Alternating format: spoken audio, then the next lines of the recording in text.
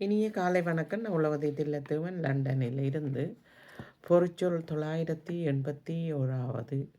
ஈண்டு ஈண்டு ஈண்டு ஈண்டு என்றால் கூடுதல், செறிதல், விரைதல், பெருகுதல், தோண்டுதல், நிறைதல் இவற்றை கொண்டு வருகிறது.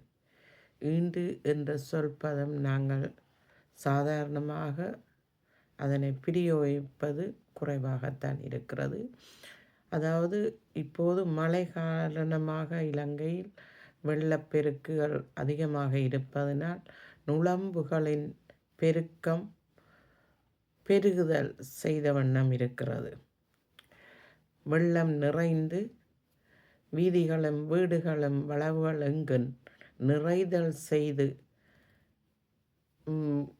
மக்களை துன்புறுத்துகிறது. விரைதலாக விரைந்து மழை வெள்ளம் காரணமாக விரைவாக மக்கள் வீடுகளை விட்டு வெளியேறி வேறு இடங்களுக்கு சென்று வாழ்கிறார்கள்.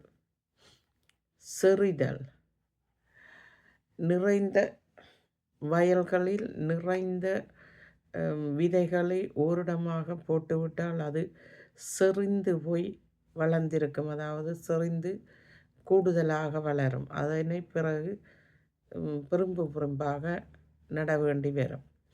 எது அளவுக்கு மிஞ்சினால் அமுதமும் நஞ்சாகிவிடும். கூடுதலாக எது இருக்கிறதோ அதற்குரிய மதிப்பு குறைந்துவிடும். அது அளவாக இருக்க வேண்டும்.